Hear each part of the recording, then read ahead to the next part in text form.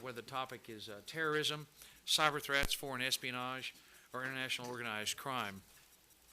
The FBI is responsible for leading America's domestic anti-terrorism, counterintelligence, and national security efforts, along with your mission director to combat gangs, financial fraud, human trafficking, and public corruption. Prior to 9/11, the FBI focused on investigating crimes. However, today, of course, the FBI is charged with anticipating and preventing attacks from terrorists and other malefactors, along with investigating federal crimes. We on the Commerce, Justice, Science Appropriations Subcommittee Director will always provide you and your men and women who serve us and protect us with the support you need to meet the increasing demands that are placed on your fine people and resources. But as you know, the committee faces unrelenting pressure to trim budgets in an environment of where essentially we're facing flat budgets from year to year, and increasing pressure on our mandatory social safety net programs that have simply got to be brought under control if we're ever going to balance the federal budget. The committee will do everything we can to help you in that difficult environment. Today, we will probe your request, seeking assurances that our investments in the FBI will significantly improve your capabilities, will strengthen national security, and measurably reduce crime. We have the highest esteem for the FBI, Mr. Director, but the committee will not be giving any free passes for funding increases. We must be convinced that our constituents' hard-earned tax dollars are going to be used frugally and carefully to advance our highest national priorities. Before we proceed, I would like to recognize Mr. Honda, our ranking member from California, for any comments he may have. Well, thank you, Mrs. Chairman, and welcome, Mr. Secretary. And I appreciate our continued work together as we enter into the third CJS hearing today, and I'm looking forward to pursuing our mutual interests together with all of our respected colleagues on this subcommittee in crafting a strong bipartisan CJS appropriation bill. And thank you and welcome, Director Comey. And it's a pleasure to have you join us this afternoon to hear your testimony and take our questions.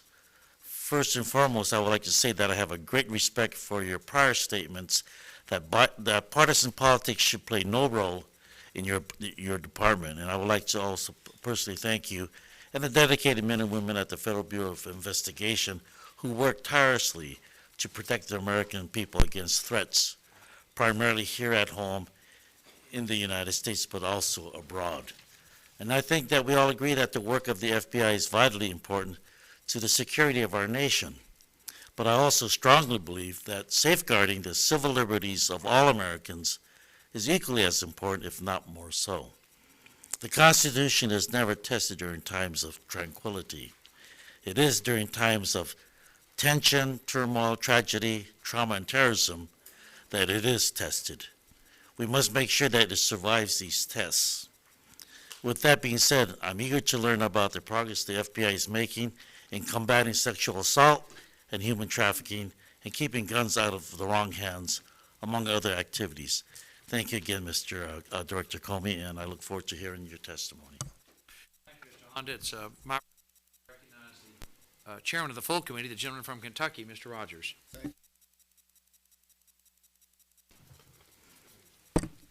Mr. Director, welcome to the Congress.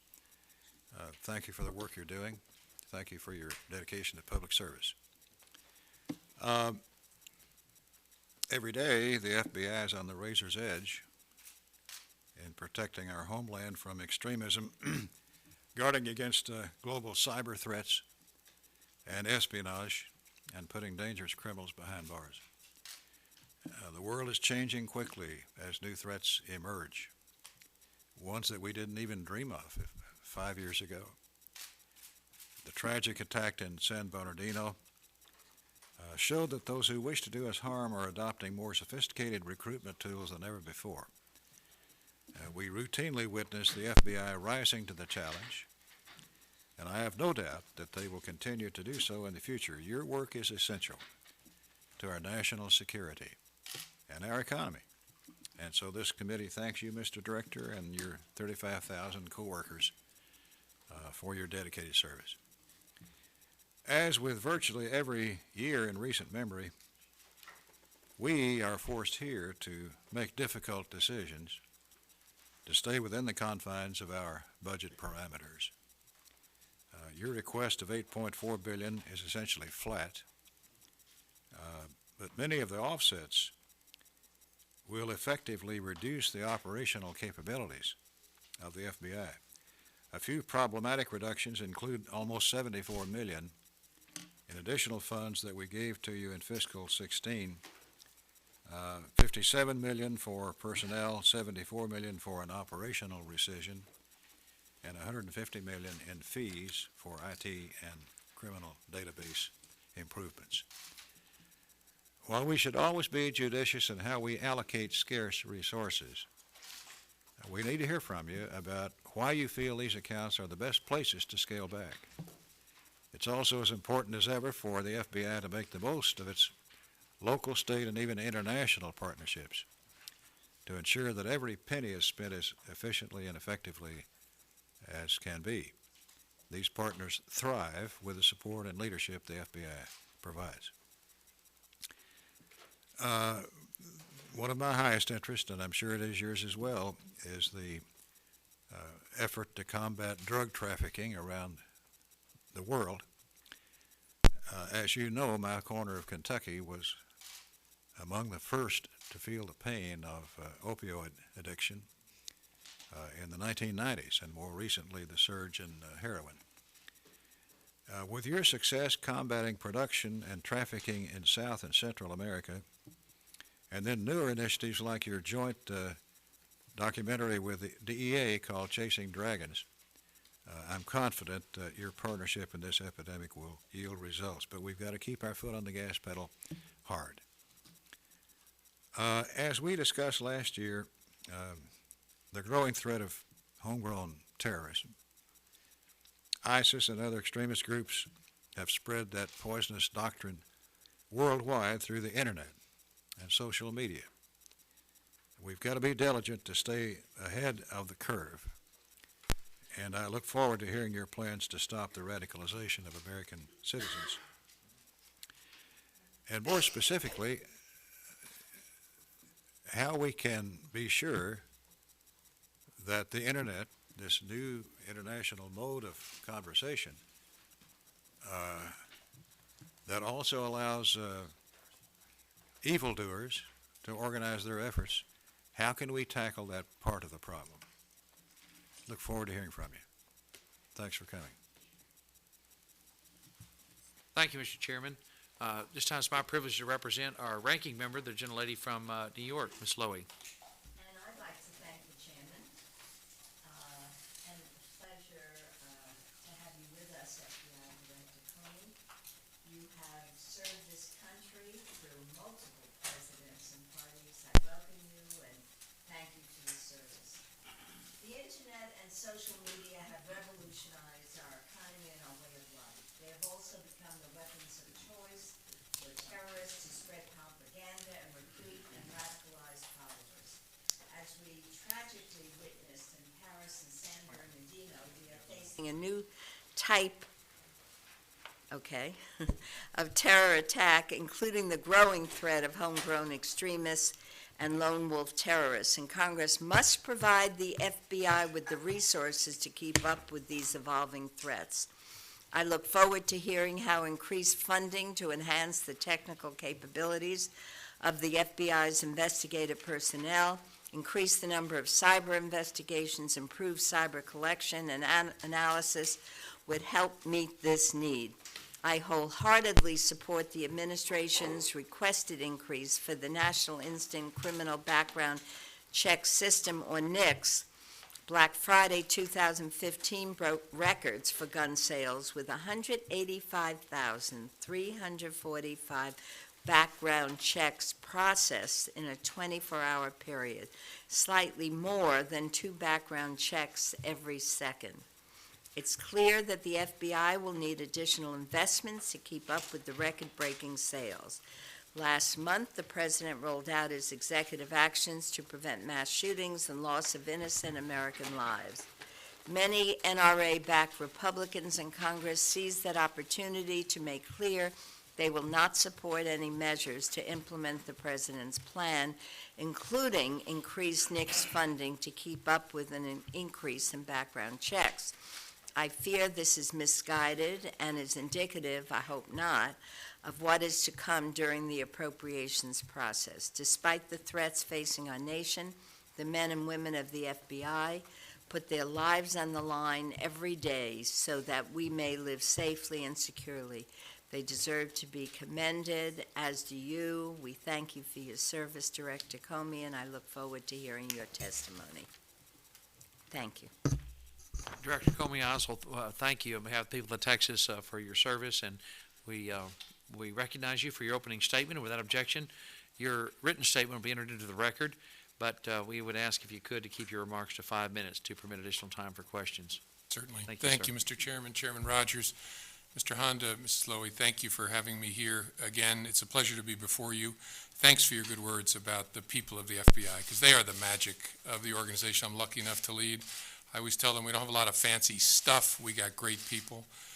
Moments before I got in the car to come here, I welcomed 170 new employees who are joining us all over the country, and they come together to make sure that we're knitting them to a common culture, including of our ethics and integrity responsibilities. And I said to them, hope you didn't sign up here to get rich. Right? This is not about the money. I don't believe the FBI is something you do. I actually think it's something you are. It's an orientation towards life and towards service. So thank you for your support of our folks. It makes a big difference. I just want to say a few words about stewardship. I am very proud of the way in which the FBI has acted as a good steward of the taxpayers' money in the United States during my 2.5 years as director. In particular, as I told you, we tried to be very conservative my first 2 years on this job in what we asked for, and I promised you that if I really needed more dough in areas, I would come and tell you, and I'm here today to tell you about some of those ways in which I think we need more resources. But we're trying to go even farther. We have made it one of our strategic objectives in the FBI to reinforce that culture of stewardship. So we maintain an approach that is like this. When people drive a car that's an FBI vehicle, I want them not to think of it as somebody else's car. I want them to think of it as the taxpayer of the United States' car, so they must care for it like they borrowed it from somebody they care about deeply. And we want that attitude about our buildings, about our pens, about all of our resources, because it's all borrowed from people who work hard to pay their taxes. And so we're trying to drive that attitude into this organization so that stewardship becomes part of the fiber of this great FBI. Just want to say a few words about the things that I am here to ask for more support on. In particular, we need a new headquarters very, very badly. If our people are going to be safe, be effective, and if we're going to be good stewards of the taxpayers' money, we got to get them all in a modern, safe, efficient FBI headquarters. And so there is a big sum asked for in our budget to support that, and I very much appreciate the support across the aisle on our need for that headquarters. And cyber remains a top priority of the FBI for reasons that this committee knows. As you know, we're asking for $85 million in addition in cyber. That's going to go mostly to equipment and to training. We have to have equipment that is at least as good as the bad guys, so that we can move information, analyze information, and respond to the threat as fast as it comes at us, which is at the speed of light. We've also asked for $38 million to deal with the problem we call going dark, which is far broader than the problem with locked devices or encrypted communications. It encompasses a whole host of challenges to our lawful functions, and so we need to invest in the technology in particular so we're able to execute lawful court orders in a good way. And as Mrs. Lowy mentioned, we're also asking for additional support for our responsibilities to check the backgrounds of Americans who want to purchase firearms. We have seen a huge increase in the number of transactions we have to process. That's put great strain on our folks. They're working like crazy to make sure they meet that obligation to ensure that bad people don't get guns, but we've got to get them help, and that help has got to come in additional personnel. And so we've asked for $35 million to plus up the folks who answer the phones and who process the transactions.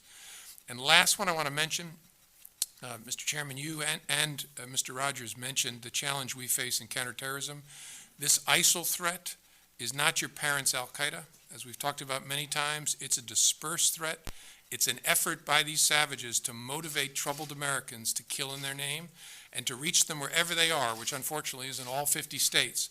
If we're going to be effective against that threat, one of the tools we have to have and to use well is surveillance. We got to follow some of these people to make sure that they don't harm innocent people. So we've asked for an additional $8 million to build additional people so we can make sure we're following people and keeping Americans safe. Those are the items I wanted to mention in particular. I'll just close by saying thank you again for the support to this organization. We know we can count on the resources, even in tough times, that are absolutely necessary to keep the country safe, and we're grateful for it. Thank you, sir. Thank you, Director. I know it. I speak on behalf of all my colleagues and with the admiration we have for the FBI and the good work that you do. But as Chairman Rogers said, and I deeply appreciate your recognition that we have to all be good stewards of these very precious and scarce hard-earned tax dollars. And I particularly like your approach that you have laid out, that you've asked all your employees to think of the every asset, every resource, everything that you work with at the FBI is borrowed from someone who they care deeply about. That's a great way to think about it.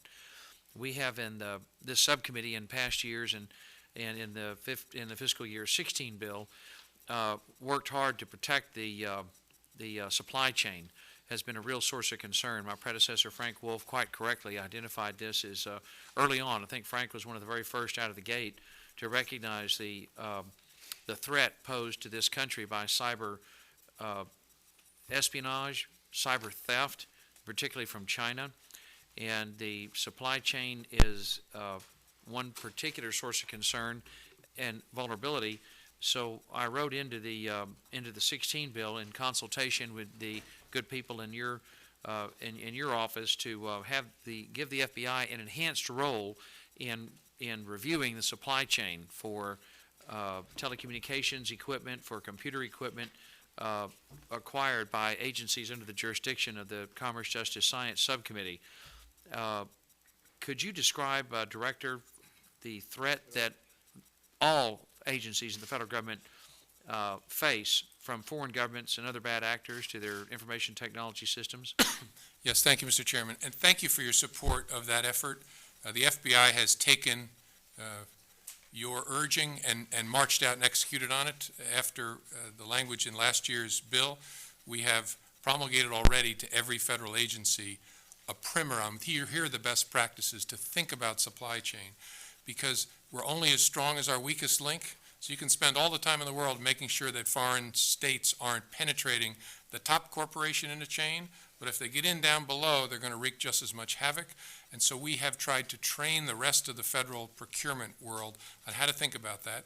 And then we have stood up something called the Hybrid Threat Center, which I just talked to the House Intelligence Committee about this morning, where we've brought together a lot of elements of the intelligence community and other parts of the U.S. government to literally sit together and think about the threat posed to the United States by corporations who are allowing themselves to be co-opted and act as agents of foreign powers, and the work of foreign powers try and penetrate that supply chain, maybe at a lower level, and work their way up. It's an enormous undertaking. I'm not here to report that we have licked it, but thanks to your support, I think we made a good down payment on that effort. The approach that we took, Mr. Chairman, is in order not to overwhelm these good men and women, was asked the FBI to come up with sort of a good housekeeping seal of approval from the FBI, best practices, as the Director just said. And the best practices which you just published, and I thank you very much for that, the agencies under the jurisdiction of CJS are compelled to follow the FBI's best practices to protect the integrity of their supply chain, because we know of the threat posed by there are a lot of countries, but China is the worst offender in building in hardwiring, Trojan horses or back doors into computer chips. And I think Australia has just forbid, they will not allow any government entity to buy routers or telecommunications equipment manufactured by Huawei. They just flat won't buy them because of the pervasive threat posed by the Chinese and using that Chinese-built equipment to penetrate the government. What's the response been, Director, from agencies once you publish the best practices? Are they adopting? Do they seem to be adopting the best practices that you have published? And are you working with agencies to ensure that they understand their supply chain threats? Yeah, I'm told they are making the right positive noises about it. It's probably too early to say what progress people are making at pushing those best practices into their procurement, but everybody seems to understand the threat, which is one of the most important parts of the whole exercise, to open eyes to what nation states could do to us. And so we'll really have to watch this space to see how well they do it. But that's part of our job, is to watch that space. So far, so good. So far, so good. Could you tell us, and I know this is an open setting, but you've talked to me about this in a classified setting. What could you tell us in an open setting about some of the, you've opened, I know, some eyes in some agencies and had some positive result. Is there anything you can tell us a little bit about that here today in a setting like this, without getting too specific? Yeah, I want to be Just about careful the because benefits of I this. don't want particular countries and companies who have been co-opted by those countries to know what I know. But there's no doubt there's a concerted effort by hostile states to use not just traditional espionage, but to use so-called legitimate ventures as an instrument to gain access to our systems and our processes. And it's a fairly sophisticated effort that goes on. And as I said, it really requires eye-opening on some. Look, I see the world fairly darkly, given the nature of my life, but it's important to make sure that some of our colleagues in agencies that don't have enforcement responsibilities, they see enough of the darkness to know that they should ask good questions and ask hard questions. That's what this education process has been about. I guess what I'm driving at is this approach appear to be that it looks like it's going to be successful. It does. I think it is. Okay, very good, sir. Thank you very much. Thank you, Mr. Chairman. The House FY16 CGS report included language on private lab and uploads to the combined DNA index system called CODIS. We're very concerned that the current requirements make the validation of this data very time-consuming. While we want to ensure that CODIS has a high level of integrity, it is also important to get the information in a timely fashion, especially in the light of our need to bring sexual offenders and other violent criminals to justice as soon as possible. We ask that you examine ways to expedite this process. So how are you moving forward with the recommendations included in this report? Yeah, thank you, Mr. Honda. That's a very important topic, one you and I think, have spoken about for the last 2 years. We have really wrestled with this, whether there is a way to require something less than 100% validation of a private lab before we'll let them put anything in what is the gold standard database for this country on DNA, which is CODIS. And honestly, we've come to the place where we feel we can't allow anything less than 100%, because if we do anything to damage the gold standard that is the nation's DNA database by letting sub-quality work be deposited into it, we're going to be sorry someday. So what we've tried to focus on, we've looked at that in good faith and been unable to come to a place where we think we can weaken the requirements for a private lab.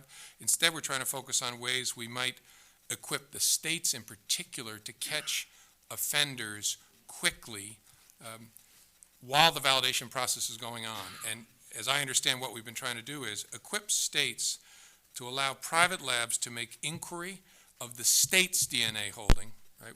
To put data into the state's DNA holding before we allow them to put it into the federal, because most of the hits for any particular offender are going to be in a single state. And so we think that deals with part of the problem. And we haven't done it long enough to know whether people are going to be happy enough with that to stop beating on us. But we've held the line on not allowing private laboratories direct access to CODIS. We've tried to speed it up by equipping the states to work with private laboratories in a better way.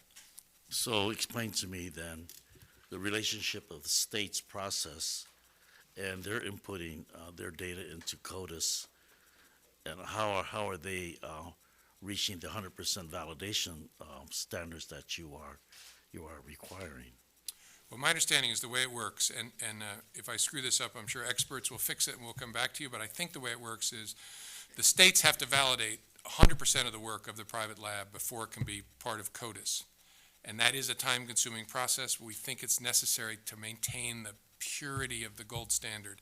But what we've said is, we have no problem if you want to use the private lab's result in conjunction with the state's depository of DNA data, to use that portion of the data that the state holds, as I understand it. And we think that deals with a large part of the problem, because most offenders, right, the offense is going to be within a particular state, and so the hits will be generated from intrastate data, is the way I understand it. Well, not to be argumentative, but you're saying the states can achieve 100%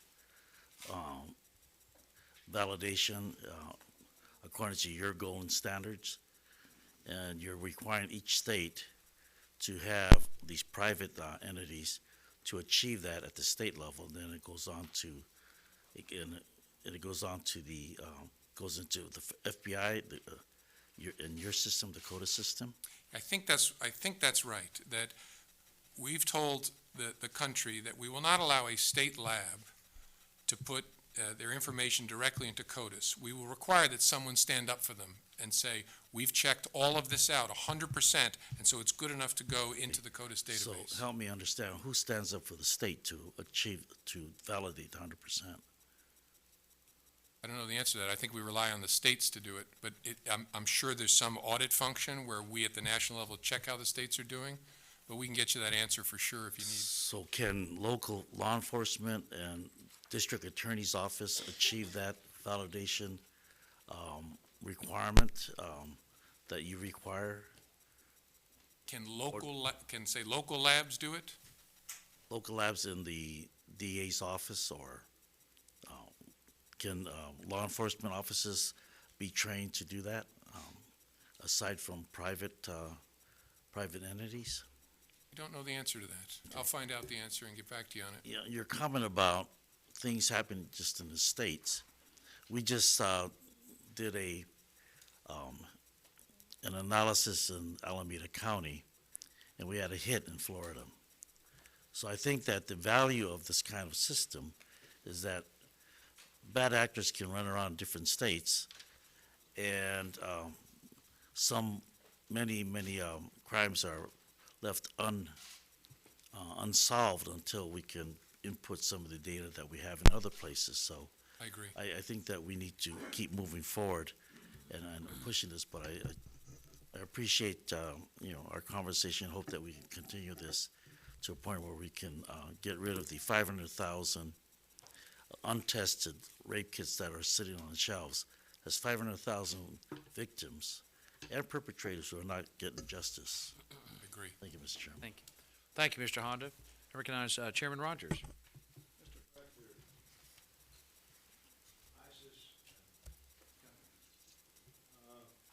Using technology to increase numbers and encourage romance.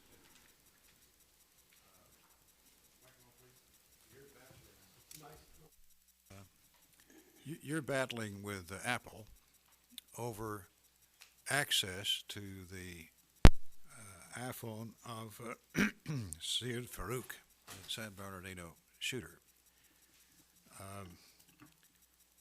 You're hoping to gain access to that phone to find out if there may have been other people involved and so forth.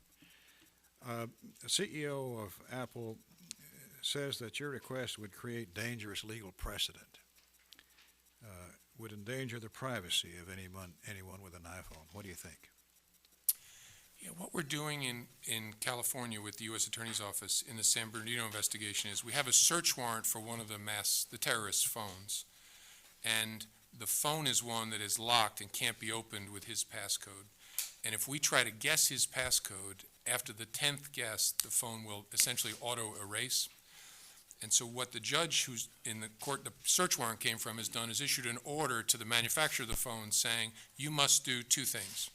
You must shut off the auto-erase feature on that particular phone, and you must also shut off the feature that when you start to guess, makes you wait a longer period of time between each guess. The reason being so the FBI can then electronically try to guess this terrorist password. And instead of it taking 10 years, it could be done in minutes and maybe hours. That's the judge's order. The manufacturer has resisted it, and will have an opportunity to explain its legal basis, I think, either today or tomorrow, which is as it should be. That's the great thing about the American system. We serve an order, people can litigate and object. I don't fully, honestly understand all the argument about privacy. My view of this matter is this is a single phone in a very important investigation where the ask is to write a piece of software that will work only in that phone, right? Not anybody else's phone. And you, Apple, can hold the phone so that the software you write never has to leave your premises. We will send you guesses electronically, and if you open it, tell us that it comes open. And so I don't quite understand some of the comments that have been made publicly about how this is going to affect our world, but I think it does illustrate the bigger challenge we face. I'm a huge fan of privacy. I love encryption. Right? right? It's a great thing, but our need for public safety and our need for privacy are crashing into each other, and we got to sort that out as a people. Sometimes I hear companies say, we're going to get you to a place where no one could ever look at your device. And even I react to that quickly, saying, well, that's great. I don't want anybody going through my phone. Then you stop and say, well, wait a minute. Law enforcement sometimes saves our lives, saves our children, saves our neighborhoods by getting search warrants from judges, sometimes for suitcases or for apartments, sometimes for phones. And if we're going to get to a world where there are spaces in American life that are immune to judicial search warrants, that's a very different world than the one in which we live, and we got to talk about that. Corporations shouldn't drive us there. The FBI shouldn't make this decision. The American people should decide, how do we want to be governed? That's why I think this matters so much. San Bernardino matters because it's a hugely important case, but the bigger issue is tremendous and tremendously important. What would you be looking for in this particular case?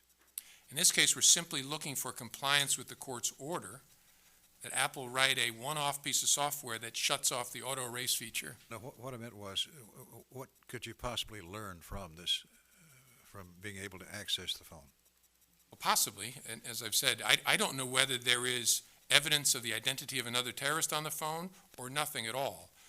But we ought to be fired in the FBI if we didn't pursue that lead. Right? It's just, we could not look at the victims in the face and say, you know what, we decided not to execute a search warrant on that phone because it would be awkward or people would feel uncomfortable about it in some way. We have a duty to try to do that. Now, if a judge says, no, the law doesn't permit that, we are big fans of the rule of law, and that'll be the end of it. But we think we have to follow that lead. This is a live investigation, and it's hard to imagine a circumstance where our work is more important than this. Well, as you said before, it leads us to a discussion of the larger picture of the use of the new technology that we enjoy today for evil purposes. What have you to say about that? This is the hardest problem I've seen in government because it implicates America's gift for innovation, implicates privacy, right?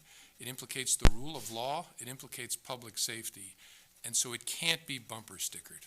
That's what I explained to people. The FBI has a limited role here. First, it's to investigate cases to try and save people's lives and people from pain. The second is to make sure folks understand that this world some people imagine where nobody can look at your stuff is a world that will have public safety costs. Now, we may decide, okay, it's worth it, but we shouldn't go there without people understanding it. So what I'm hoping is we will never have a day where folks look at us and say, what do you mean you can't? You have a judge's search warrant, right? A child is missing or there's been a horrific crime. What do you mean you can't?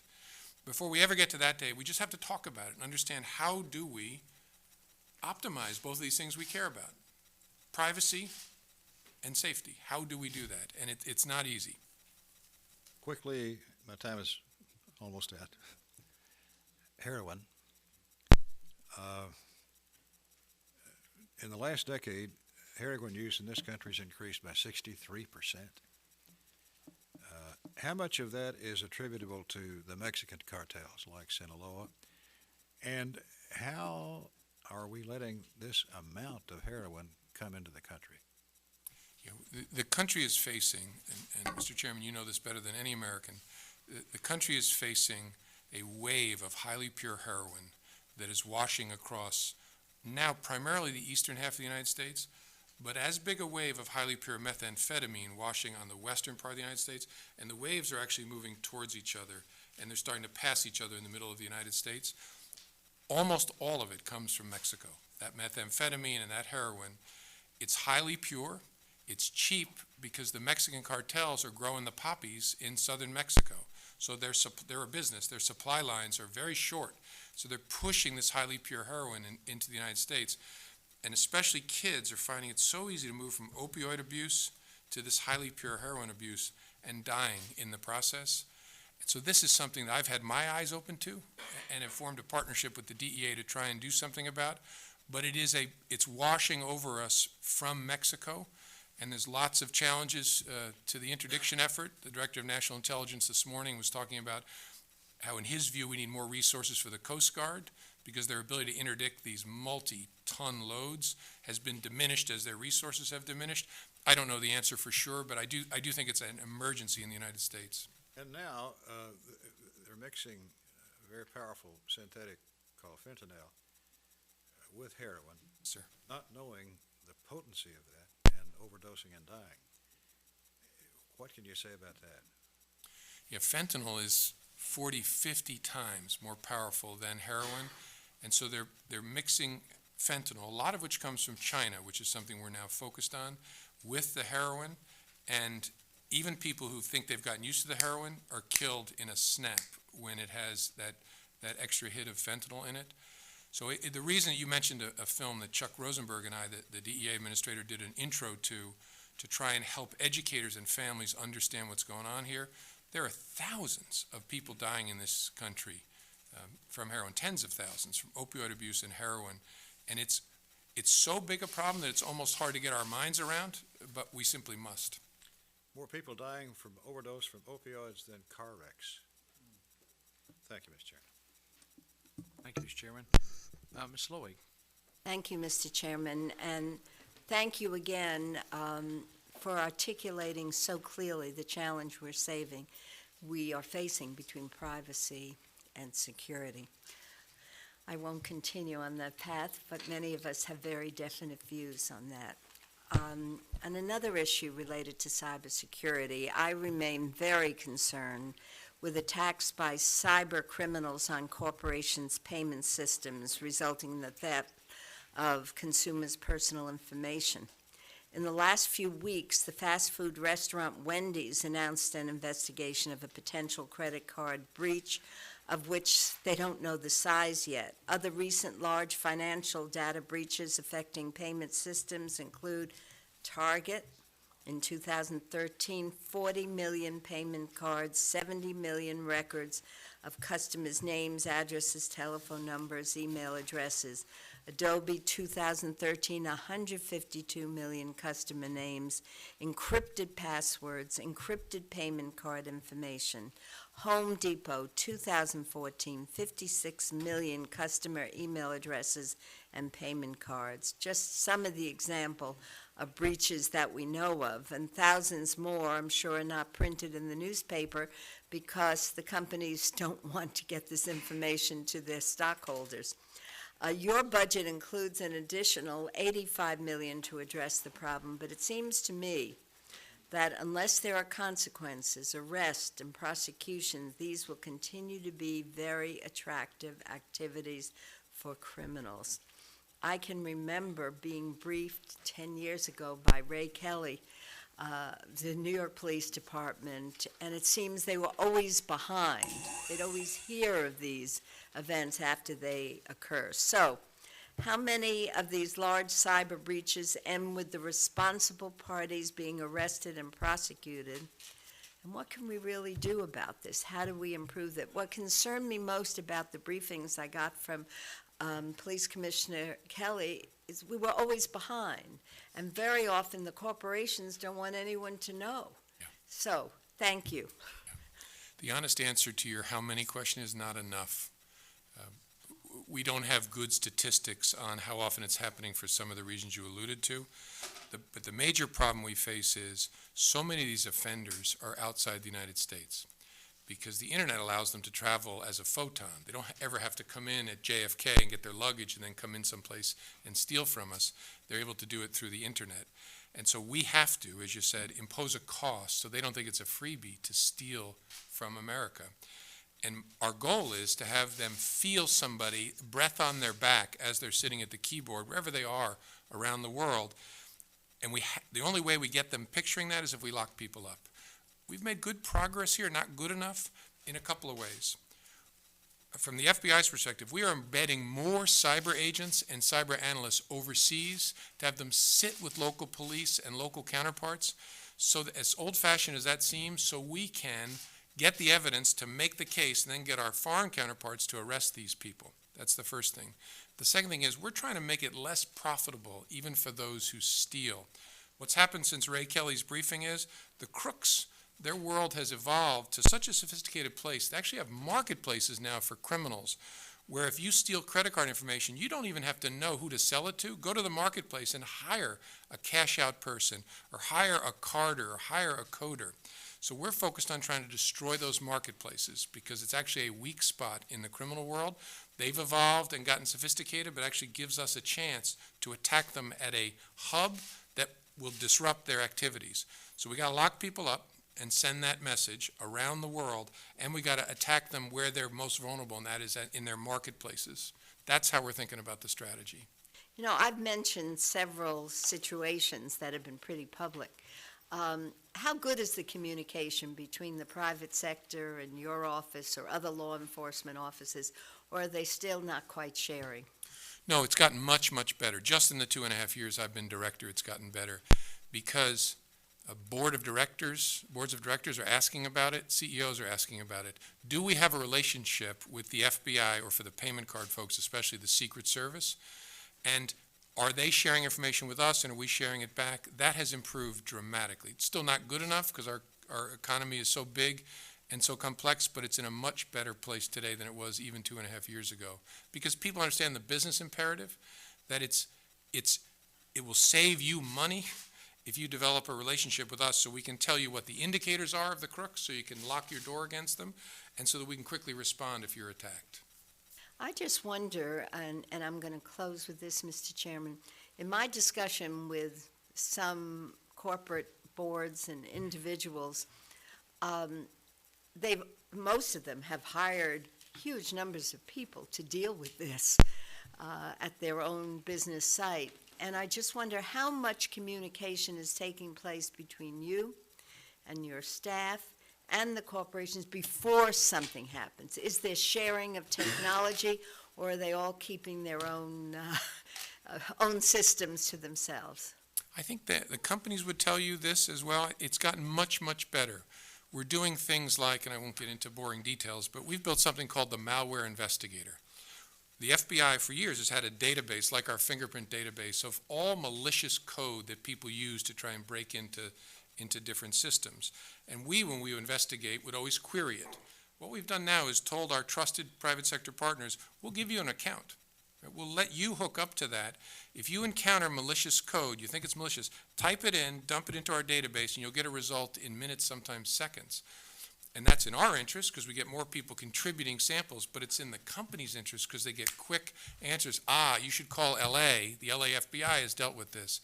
That's one example, but we got to get better because even that is not what they'd call machine speed, but that's much better than it was 3 years ago. Thank you, Mr. Chairman. A very important question, Ms. Lowy, and I can tell you from personal experience that I've had several companies in the Houston area. One research center here even recently complimented you, Director, and your team they showed up, the FBI showed up at their doorstep and said, we think you have a problem.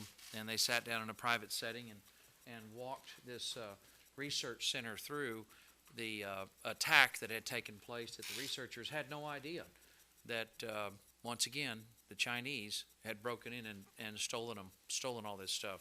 So you do great work in this area and something we need to continue to help you in.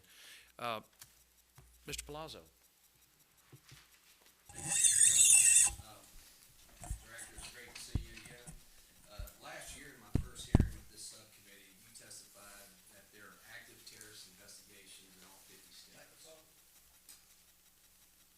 You testified that there was active investigations in all 50 states. Since then, 2 students in my home state of Mississippi were arrested trying to join ISIS. Can you provide us an update on what the FBI is doing to keep U.S. residents from joining ISIS or other terrorist groups? Yeah. Thank you, Congressman. I remember well our conversation a year ago. The picture today is worse in some ways, better in some ways. Worse in the sense that the number of investigations we have into people who are on some spectrum from consuming ISIL's poison to acting on it has continued to slowly rise. We have about 1,000 now in the United States. So that's very concerning. The good news is we see fewer people attempting to travel, to go to the so-called caliphate, which is a nightmare on earth, but the so-called caliphate, we see that number dropping. And I don't want to be overconfident in saying what to make of it. I hope part of the reason is we have given people, not we, the federal courts have given people significant jail sentences for joining ISIL or attempting to go to ISIL, so people understand there are huge costs associated with dabbling with these savages. And so I'm hopeful that trend will continue. It's been over the last 6 months, the number has stayed down. But the case from Mississippi illustrates the challenge, especially young people who are unmoored, who are looking for a center in their life. And a lot of people find that in healthy ways. Will find it in an unhealthy way through ISIL's propaganda. So it remains a dominant feature of the FBI's work in the United States. In your testimony, you mentioned that terrorists are utilizing social media and the internet to disseminate propaganda and recruit American citizens to travel to ISIS, and you said those numbers seem to be trending down, but they're still trying to recruit people to do harm here in America or attack us from within. What is the FBI doing to detect, monitor, and prevent terrorists from recruiting within our own country? Everything we possibly can under the law. We are trying to make sure that we have appropriate source base. That is, we have people in communities who will tell us when they see something odd going on. We try to make sure that we have a robust undercover presence where appropriate to find out what's going on. We try and make sure that we are tightly connected with state and local law enforcement, and I probably should have said this one first, because it's the deputy sheriffs and the police officers who know their neighborhoods and know the kids in the neighborhood who will have a sense of who's going sideways, so that's really important. And then we're building relationships with American companies, all of whom think about this the same way. They do not want their products used by terrorists. And then the last one I'd mention is we're also making sure we're tight with our foreign partners who may see things overseas that are leads into the United States that we can follow up on. And I've probably forgotten something, but those 5 are probably the core of it. Thank you, Director. I yield back. Thank you, Chairman, and thank you, Mr. Director, for being with us. I'm honored to represent 11 tribes in the district I represent. I take our nation's responsibility to promote tribal sovereignty and to protect treaty and trust obligations. I take that seriously.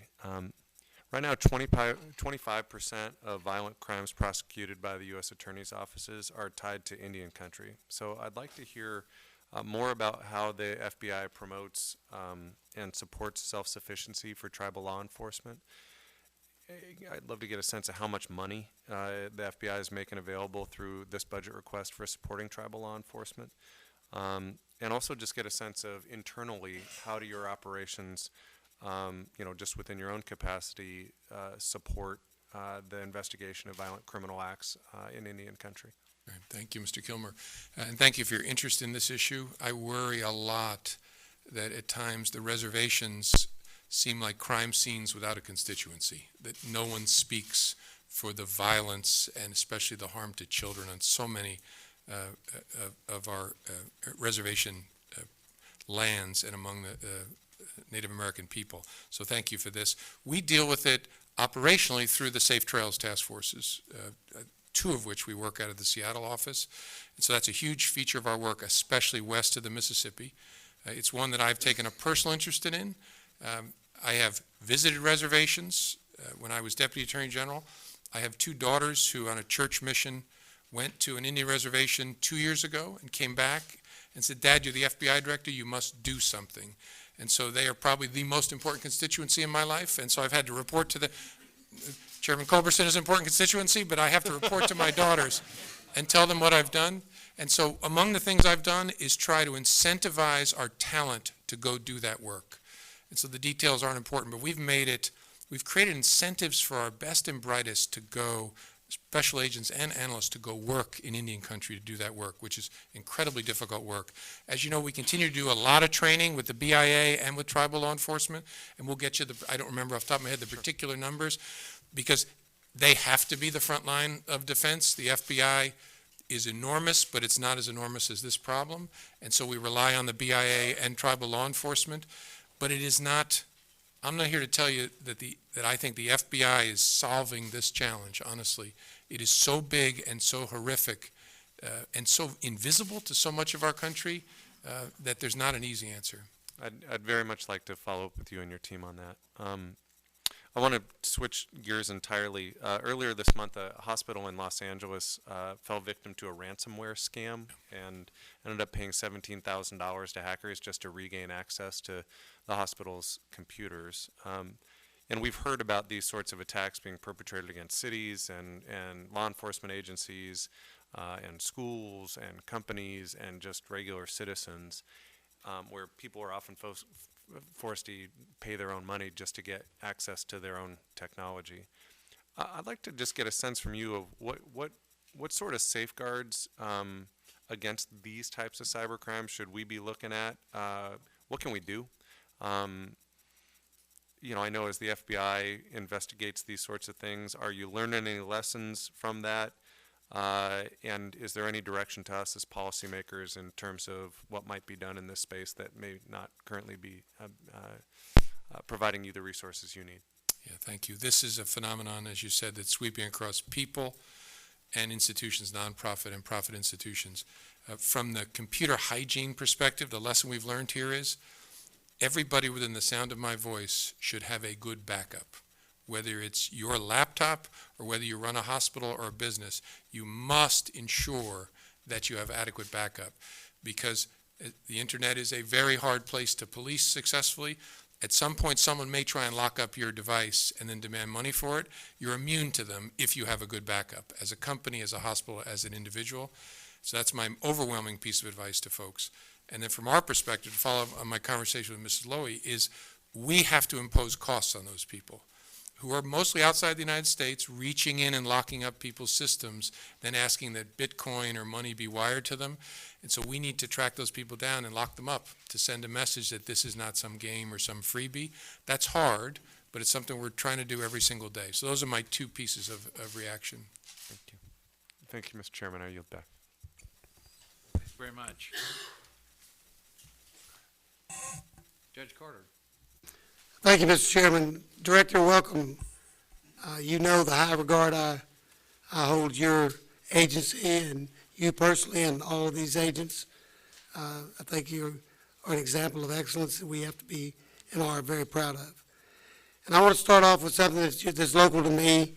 After much frustration with the VA on the lengthy time waits and the conspiracies that seem to have existed to shuffle papers and harm veterans, I asked for your assistance, and y'all became involved.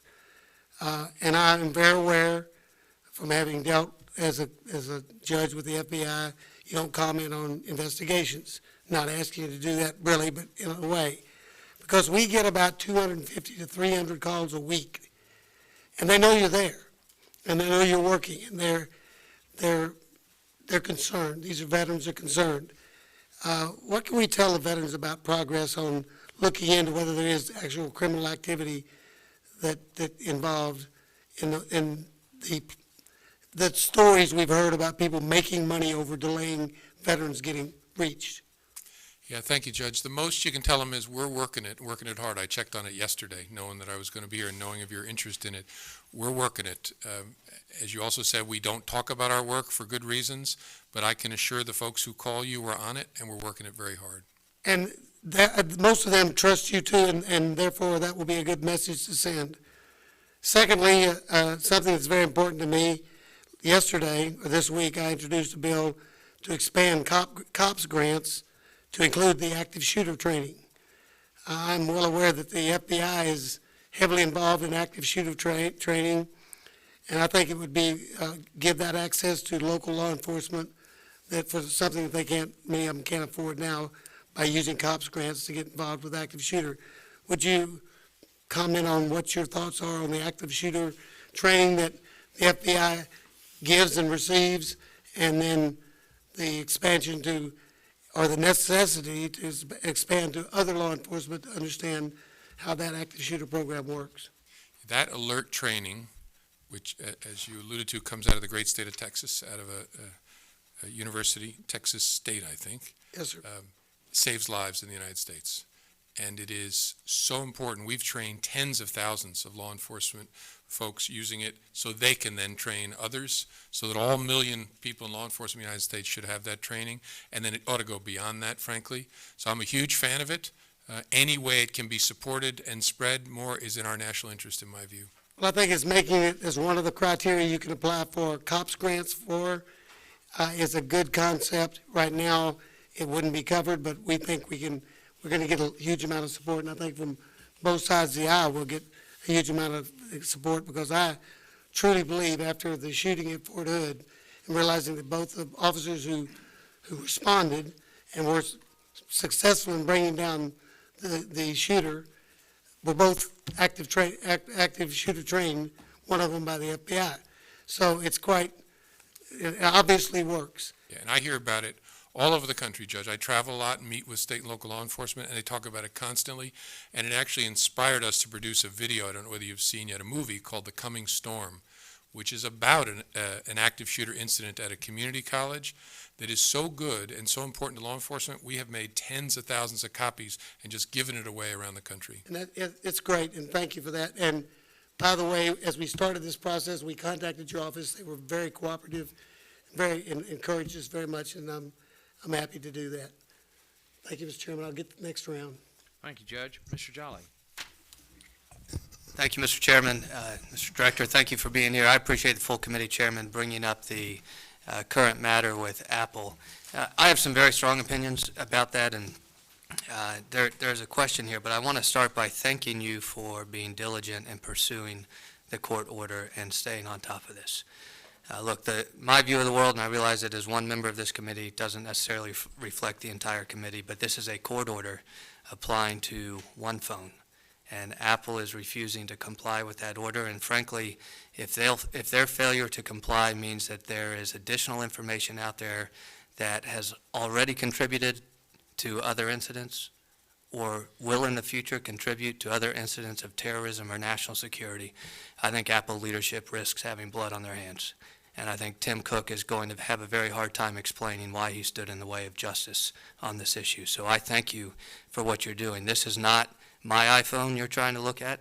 This is the iPhone of Syed Farook, who I believe is an individual who gave up every single one of his civil liberties the day he killed 14 Americans and injured 21. And so I thank you for what you're doing on that. I know our chairman asked what might be on that phone, and it led to a bit of supposition about the content of communications. From a factual standpoint, though, what are the files on a typical phone, and what profile might you be able to build of his activity or communications? As a layperson, I would presume phone calls, messages, but what profile do you not have of this murderer that you might otherwise have? Yeah, the particular challenge we face in this case is the phone was last backed up over 3 weeks before the attack. And so very often, and again, I don't do any of this to pick on a company. I actually find the company's been helpful in a whole lot of ways. They just got to a point where they said, we will not assist you further, and for reasons that I don't doubt they hold honestly. But if the stuff is backed up to the iCloud, Apple cooperates with court orders, and we get backed up photos or backed up all kinds of records about people we can get lawfully with a judge's authorization. And so anything that might have been backed up to the cloud may still be on the phones. That would be photos or texts or notes or GPS information, where this phone traveled. One of our real concerns here is we have 19 minutes. We can't figure out where they were after the attack. We've looked at every gas station camera, every intersection camera. We have the whole route, but we're missing 19 minutes before they were finally killed by law enforcement. The answer to that may be on the device. And Because a phone would typically, you would have some type of GPS or tower signals that you would know approximately where they were? sure, during those they may have 19 all minutes? kinds of locator services turned on in connection with the phone. All of us, these phones are wonderful, right? I love them. Sure. And our entire lives, in a way, are on the phone. And that is why people ask good questions about privacy, but it's also why I want people to take a step back and say, so if we got to a world where those places were warrant-proof, what does the world look like where it's warrant-proof in a certain space in American life? And that's the other thing I want people to understand. It's not the Bureau going and opening people's devices. No. If we want to open your device, we go to a judge, we make a showing of probable cause, the judge issues a specific warrant, tells us what we can take from the warrant and what we can take from the device or the place and how we can do it. Well, I thank you for that. Obviously, you know the perspective from which I'm coming. And I am sick and tired in this town and across the country of people not siding with law enforcement. And in this case, that includes Apple and includes Tim Cook. You've got folks up here that I know side with law enforcement. I appreciate what you're doing. I hope you do prevail. We will leave that to the courts to decide. I don't doubt their intentions. And I agree with you. I don't doubt Apple's intentions. I just think they are wrong on this one, that they are erring on the side of privacy and cloaking what is a national security moment in which they could contribute to a safer America, and they're choosing not to. So I appreciate you. Thank you very much. Thank you, Mr. Jolly. Director, I recently visited the National Cyber Investigative Task Force to see the very serious and persistent threats to our information security systems and infrastructure. And last year, the country learned of the huge loss of personal data from the Office of Personnel Management, again, stolen by the Chinese, who continue to be the worst actors out there. And during the Super Bowl weekend, hackers posted online personal information for over 20,000 FBI and 9,000 Department of Homeland Security employees, as a source of great concern to all of us. The Department of Justice said that it was looking into the unauthorized access of a system operated by one of its components, and there have been news reports that an arrest has been made. Director, you're asking for $626 million for your cybersecurity programs, which is an $85 million increase. Could you talk to us about how the FBI is dealing with this threat and the realities of intrusions like this, and how will this requested increase help you address that threat, both for the FBI, for the department, and for the country in general? Thank you, Mr. Chairman. We are dealing with this threat in a number of different ways, which I can summarize briefly as we're trying to shrink the world.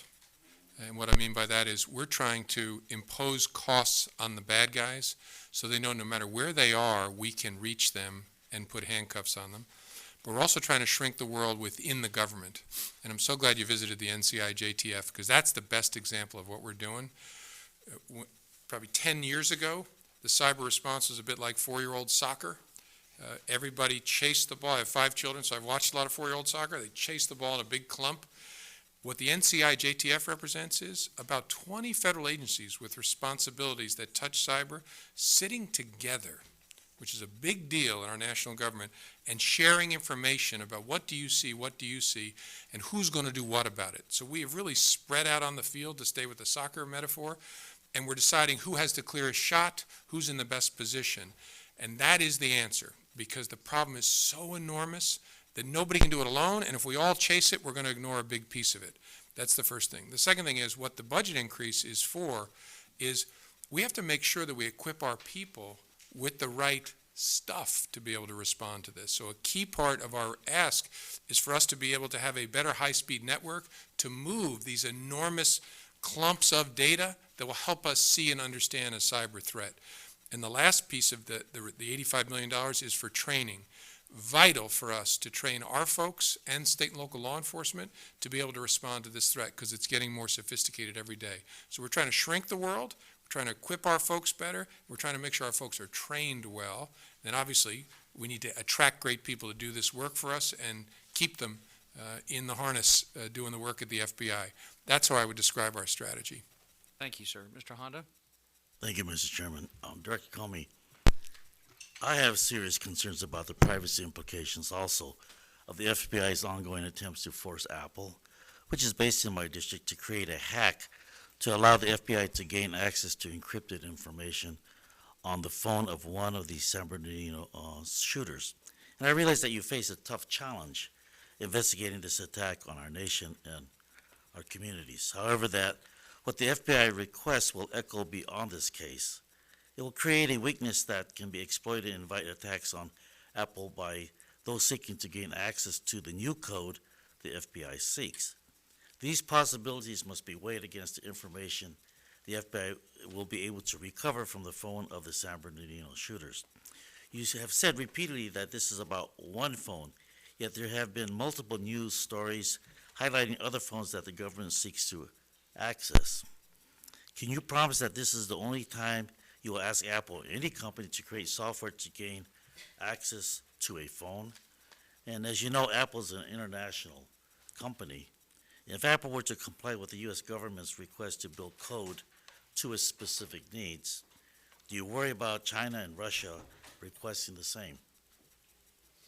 Great, thank you, Mr. Honda. And I'm going to try and make sure I hit all parts of your question. First, let me start with what I understand the court's order to be directing. And I'm not an expert, but I've talked to a lot of experts, and so I'll give this my best shot. I don't think it's accurate to say that the manufacturer is being asked to create some code that could get loose on the land and do harm in two different respects. First, what the court has directed them to do is to write a piece of code that would only work in the terrorist's phone. Wouldn't work in anybody else's phone because it's written to the unique signature of that phone. And the second is, they will have custody of it the entire time. The phone would be at the manufacturer, the code would be at the manufacturer, and I think they have excellent security. In fact, in 2014 and before, Apple would unlock phones routinely in response to search warrants and do it at their headquarters. And I've never heard anything about anything getting loose and hurting us there. So I greet that honestly with a little skepticism, but the judge will sort that out. Excuse me, Yep. let me ask the question then. Are you saying that Apple's technology for i6, the access code is only for one individual phone and not, that won't affect other i6 phones? Here's the way I understand this, and again, I've mean, talked to experts, but I'm not one, but again, I'm going to try to explain as I understand it. What makes this case unusual, and I wrote about it as the relief we seek is increasingly obsolete, and here's why I said that. This is a 5C phone running iOS 9. Right. That confluence of operating system and hardware is increasingly outdated. The 5C still has the ability for Apple to write a unique code for that one phone that will shut off the auto-delete function and shut off the delay function.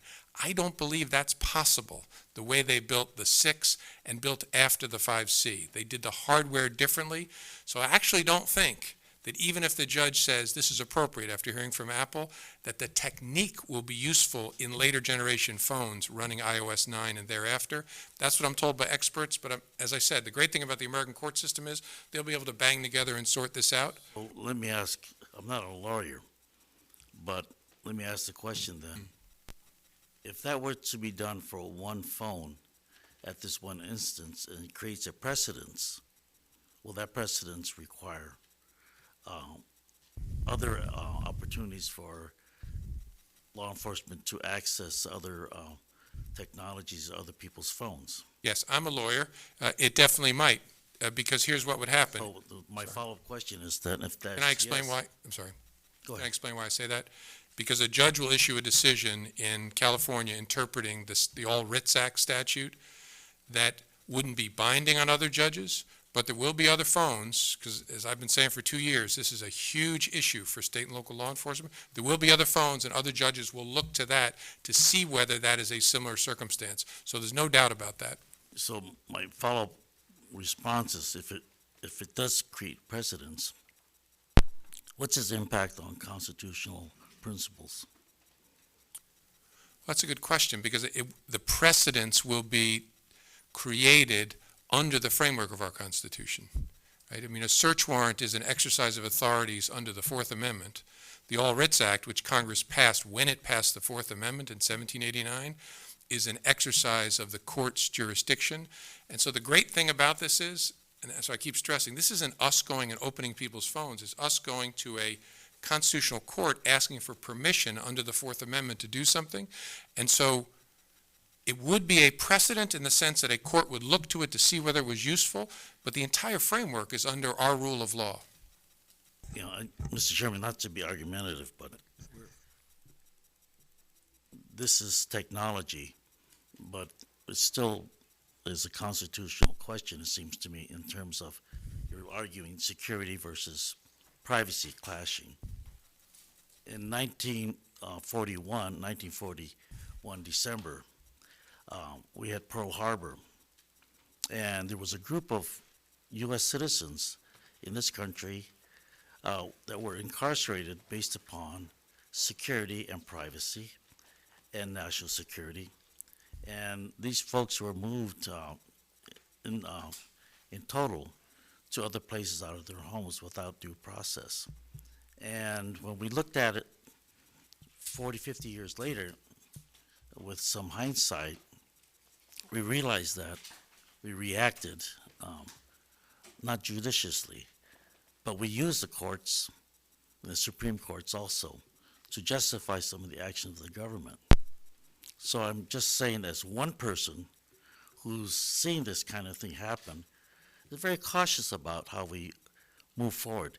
I understand the tragedy.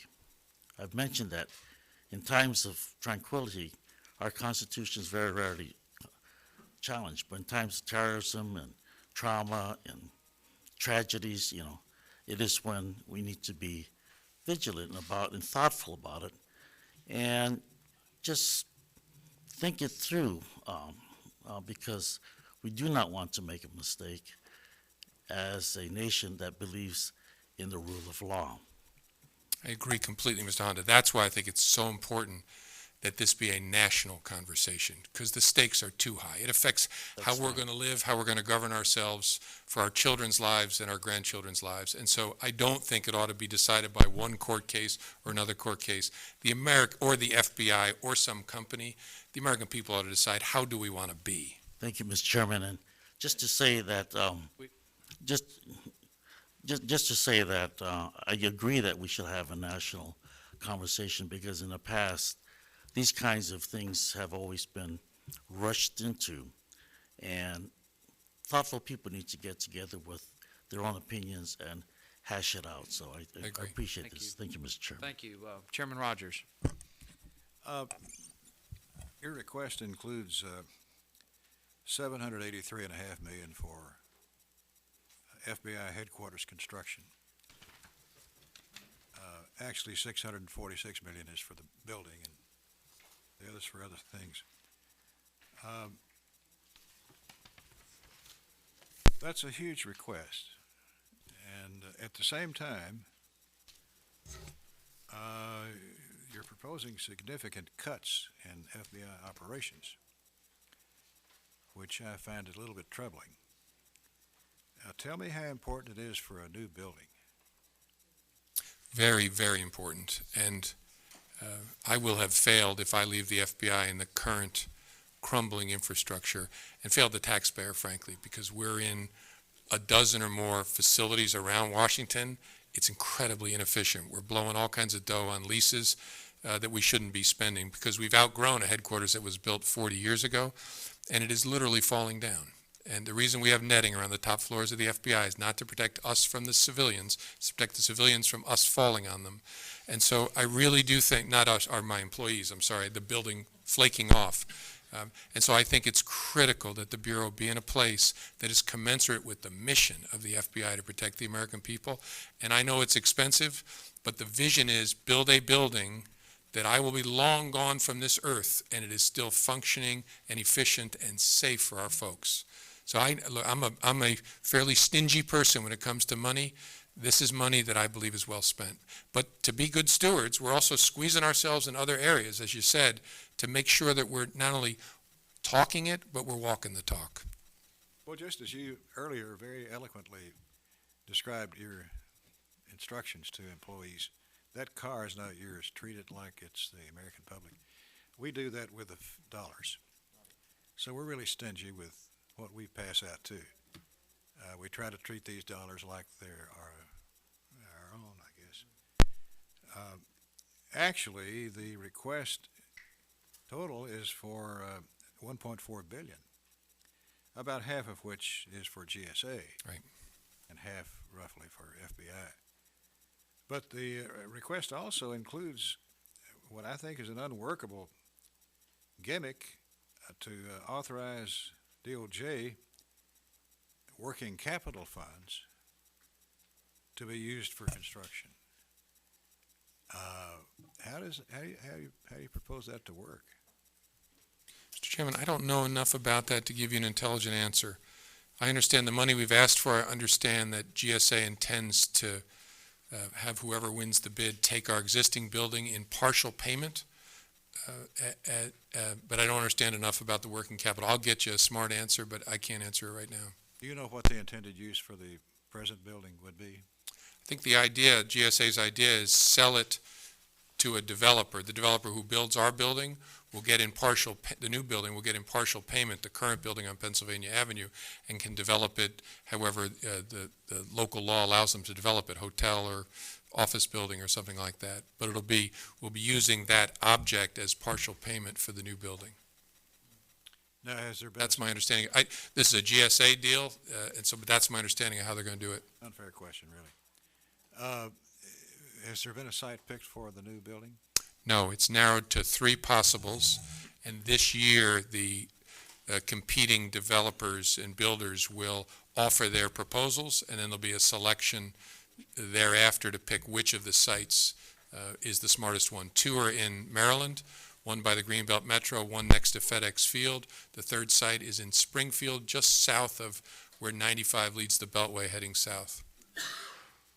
Mr. Director, thank you for your service. Thank you, Mr. Chairman. Mr. Director, perhaps rather than, hope if you also explored, rather than selling the property, hanging on to it and leasing it in a long-term lease. I know that that's some of the most successful real estate developers in downtown Houston that owned that property way back in the 1840s and 50s, just hung on to it. Making great McDonald's, you know. Yeah, well,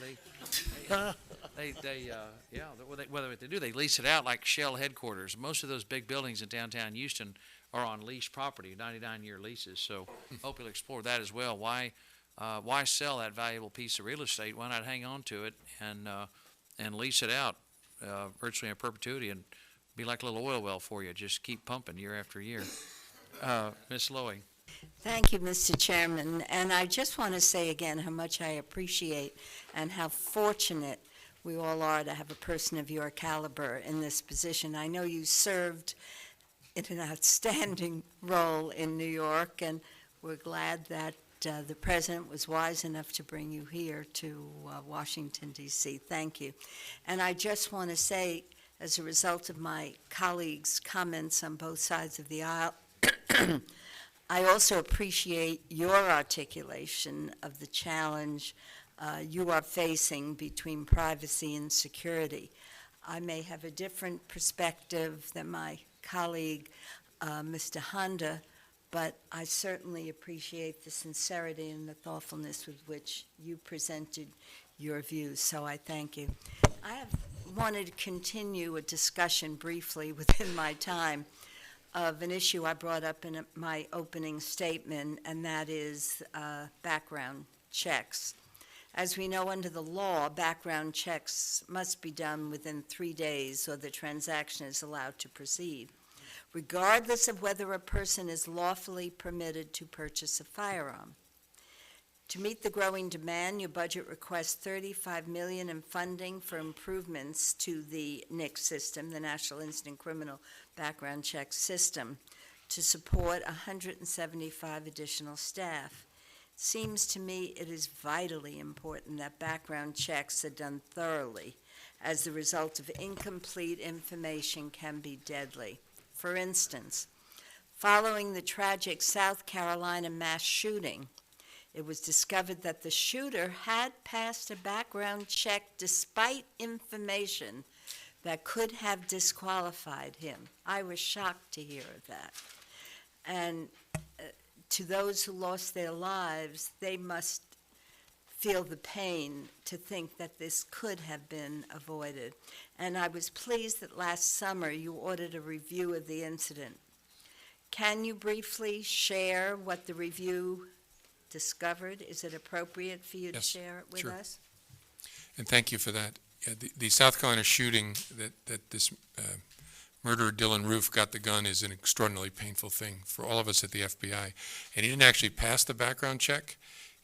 We just hadn't resolved a question about his criminal history by the end of the 3rd day, and so the seller, under the law, was able to transfer it to him, and he killed the folks thereafter. So the review I ordered established that the facts as I had understood them at the time were what we had understood. I didn't learn any new facts. We learned that we needed to do better. It's a long story, but the reason he wasn't picked up is our information on some of the geographical oddities of South Carolina caused our examiner to miss something. And that makes it clear enough. So we fixed that, and we concluded we need more folks answering the phones because the number of gun purchases is going up. We need to update our technology, which was already underway, and then we need to get the American criminal justice system to dramatically improve its record keeping. Because one of the big flaws in our whole country's criminal justice system is dispositions. People are not good enough at entering the final conviction or result in a criminal case at the federal level and at the local level. And if that's not in there, our examiners are going to not see that the person's a convicted felon, and prohibited people will get guns. Those were the big conclusions from the study, and so we're asking for your support to get the more people in there. The technology update's already underway, and we're talking to our state and local partners, and we're talking to ourselves and the federal government to improve our record keeping so we have better results. Yeah, thank you for that. However, as I understand it, the majority of firearm purchases from law-abiding citizens can take minutes. But for those with incomplete information or red flags, the request for information can go on for days. So it's not necessarily that you need more people answering the phones or do what they have to do. So the question is, in these cases, how long can it take for final determinations even after a gun has been purchased? And I'm concerned that 3 days may not always be enough time to evaluate a background check with questionable information, and I think that is an issue that we have to discuss no matter where we stand with the NRA, not the NRA, whether you can buy a gun or not. We need a careful background check, and I think it's not just that you need more people, you need more time. Is that correct? Under the law, we have 3 days, and That's exactly what I'm questioning. about 9,000 people a year, we find out after the third day that they were prohibited. About 58% of those we find out between day 4 and day 10. So most of the prohibited people who are outside the 3 days we find out before the 10th day. Now that's 9,000 people of, as we talked about earlier, millions and millions of gun transactions, but it's still, we have to improve. I mean, the law is the law. The FBI doesn't make the laws. So if it's 3 days, we got to make sure we're as good as we can possibly be within that 3-day window. That's why we need more people. That's why we need better technology. That's why we need better records. I would just like to ask you, if in fact the time was extended, I'm not saying it should be 5 days, 10 days, that's a professional judgment, but would fewer prohibited individuals be able to purchase firearms if this time were extended? Well, the math would tell me yes, that yes, because because of the numbers I gave you. But as I said, the law is the law, and so the Bureau is working very hard to make sure that we are excellent within the time we have. I understand. I don't want to put you on the spot, and I understand the law is the law, but you have many people here who make the laws. So I just want to conclude, Mr. Chairman, I think it should be a serious consideration. If in fact we saw what happened in Charleston, and we see many other cases, if 3 days does not seem sufficient, none of us would want people to go around purchasing guns if you look at the facts, and they shouldn't be able to do so. And I would hope we can consider extending the days, working on a recommendation that makes sense, that would give you some guidance. I certainly understand you are obeying the law and should continue the law, and I hope we can deal with the law. Thank you. And to be clear, the smart people who work for me said I got the number right. About 9,000 people were denied whose reviews had gone beyond 3 days. About 270,000 total checks went beyond 3 days, but 9,000 were prohibited people who were denied. So I had that about right. Thank you very much. Thank you, Mr. Chairman. And it's also important to remember, it's not about standing with the NRA, it's standing on the Second Amendment and protecting our constitutional right, which is written in plain English, to keep and bear arms, which is fundamental to who we are as Americans. Oh, I don't know. Are we going to have that debate? No, but it's not. Let me go quickly. We're short on time. Yeah, we're short on time. We go to Mr. Carter, Judge Carter. Mr. Palazzo, forgive me.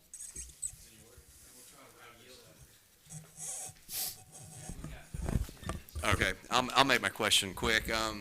Director, before coming here, I served on the Homeland Security and the House Armed Services Committee, so I take it very seriously, making sure Americans are protected abroad through making sure we have a strong national defense, and also protecting Americans here in our homeland. So that's why your remarks earlier about those who are trying to, recruit Americans and doing the radicalization here to do harm here in our country. We talked a lot, not just during, presidential political years, but how are we going to fix our southern border? I'm concerned from more so than people coming over here to find a job to send money back home to their family, as I am foreign nationals who may want to do us harm, human trafficking, drug trafficking. We know how devastating drugs can be to a community, to families, and just the things, external threats coming in.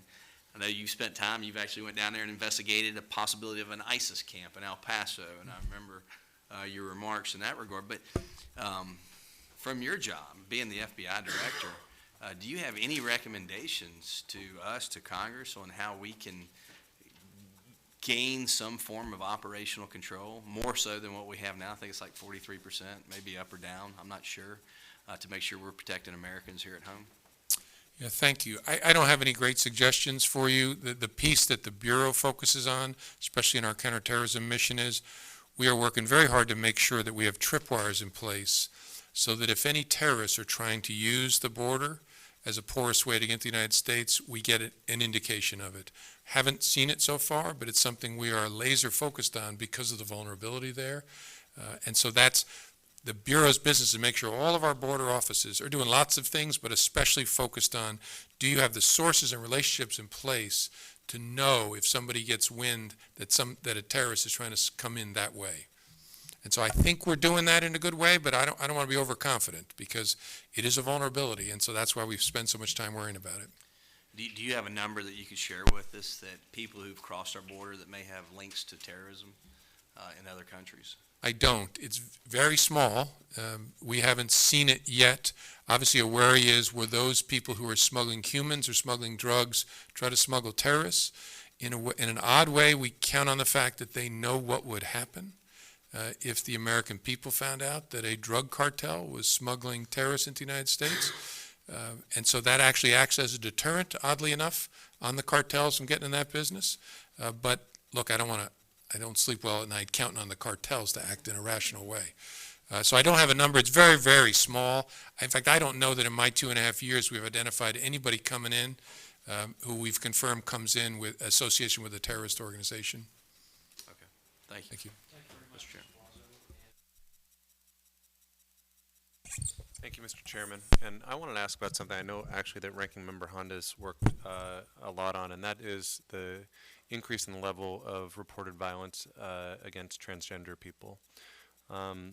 The FBI's latest statistics suggest a very significant increase, and there were more transgender homicide victims in 2015 than in any other recorded year. At least 21 transgender women, nearly all of them women of color, lost their lives to violence. What is the FBI doing to address this increase in violence against transgender Americans, and do you believe that you have the adequate resources to combat what is a very disturbing trend? Yeah, there's no doubt it's a disturbing trend. I mean, homicide is up nationwide, but it's dramatically up among that vulnerable community. So we're addressing it in two different ways. Through our civil rights program that our criminal division runs, we focus on that expressly, and then we ask our 56 field offices to make sure they have relationships with state and locals and service providers who might know of people who are victims or likely to be victims, so that we can sort of bring that information in and respond to it. And with respect to the question of resources, I don't know that we'll ever have enough resources, frankly, but my sense is that in our civil rights program, we have adequate resources to address what's in front of us. Thank you. I know time is short, so I'll yield back. Thank you, Chairman. Thank you very much. Judge Carter. Director, many of my constituents back home in Texas have asked for reassurance that no individual or office holder is above the law. Yesterday I spoke with the Attorney General, and she indicated she was fully prepared to take up the case against Hillary Clinton for mishandling the classified information should the evidence so be available. She also indicated that she was awaiting conclusion of the FBI investigation. I know your position on investigations, but do you have some estimates, when do you expect to have findings to the prosecutors of the DOJ, if there are any, and have you or your staff been under any undue pressure or influence to delay the presentation of the case? Yeah, thank you, Judge. I can't, in keeping with our normal practice, give anybody an estimate on timing. Excuse me. But I can tell you this. I am personally following this investigation, get briefed on it regularly, because I want to ensure that it is done in the ways the FBI does its work, professionally, with integrity, promptly. We want all investigations to move promptly and without any interference whatsoever, and I can assure you it is all of those things. We have the resources on it, both people and technical, and I don't normally follow a lot of investigations. I'm following this to make sure it's done in the way the American people would want it done. I promise you that's what's going on. Somebody doesn't work? Sorry, you didn't get the question? Well, I would expect nothing less. And I thank you for and this is very important, no matter how it concludes, that it be done very professionally, and that we let the American people know none of us are above the law. I assure you of that. I've dedicated my whole life to that proposition, and I'm not about to change now. Me too. Thank you. Thank you, Director. We have great faith in your integrity and professionalism. Mr. Hondo. Thank you, Mr. Chairman. And let me just preface my comments by saying, I really do appreciate your job. I don't want it.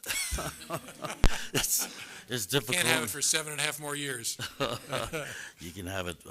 But having said that, I understand that economic espionage is a real threat to American economic security and our ability to retain jobs here at home. But I am concerned that espionage threats from bad actors abroad are creating a climate in which both investigators and prosecutors here are jumping the gun into pursuing indictments against Americans who happen to be language minorities, raising the prospect of serious civil liberties violations. For example, Ms. Sherry Chen, a federal employee at NOAA, and Dr. Xiaoxing Shi, the chairman of the physics department at Temple University, were arrested by FBI agents on false and flimsy espionage charges, only later to have all charges dropped after some weeks, some months, after they lost their jobs and been embarrassed and their reputation been tarnished. My colleagues and I in the Congressional Asian Pacific American Caucus have written letters to the Department of Justice asking questions about this issue, but our requests were not adequately addressed. And I just wanted to know what is it that you're doing to ensure that these factors, race, religion, ethnicity, or national origin, plays no role in the arrests your agency makes, including the idea that folks are speaking language at work, and that causing some sense of suspicion. And I think that it's happened too often that we have to raise that question. I have to raise that question. And I like some sort of response on that. No, thank you, Ms. Don. It's a reasonable question. The challenge I face is I can't explain what happened in individual cases because I'm restricted in what I can talk about, but I think your question's at the right level.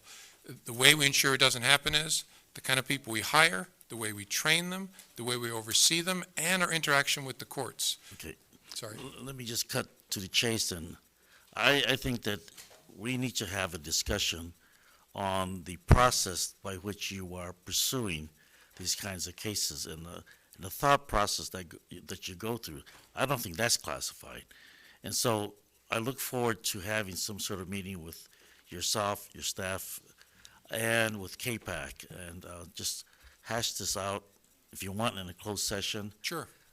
But we need to know, and there has to be some sort of an apology to these folks who have been put through this and losing their jobs, and we're trying to seek some sort of justice for these folks who have been unfairly targeted. And this is not unlike some other cases in the past. And, if we're going to have Americans of different backgrounds who are participating and proud of being Americans here, we have to have some sort of resolution on this. So, Mr. Chairman, I thank you for this. We'd be happy to talk to you about it. Again, I can't talk about individual cases. Implicit in your request for an apology is an assumption about cases that I can't comment on, unfortunately, so I can't These cases have transact been on dropped. them. Right. but I can't comment on it beyond that. But we'd be happy to talk to you about how we go through the process of thinking about our investigations. Thank you. Thank you. Director Comey, we'll submit the remainder of our questions to you in writing. But again, I want to thank you for your service to the country, and we do indeed have complete faith in your integrity, your professionalism, and your absolute objectivity. And all that you do, we thank you for keeping us safe and standing on the walls of Rome to let us all sleep soundly at night. Thank you very much, sir, and the hearing is adjourned. Thank you, Mr. Chairman. Thank you.